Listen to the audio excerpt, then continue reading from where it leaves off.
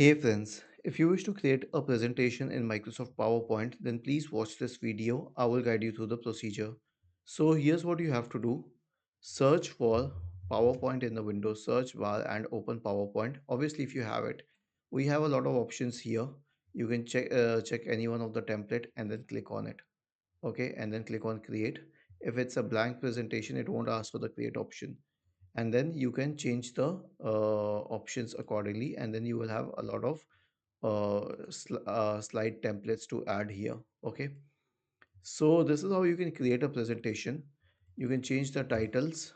Okay, test presentation and so on. Okay, this is how you can create a presentation, and to save it, click on file, select save as, click on browse, select a good location, and then you can save it there. Was this helpful? If yes, then please subscribe to the channel. If not, then let us know in the comment section of the video on how we could help you further.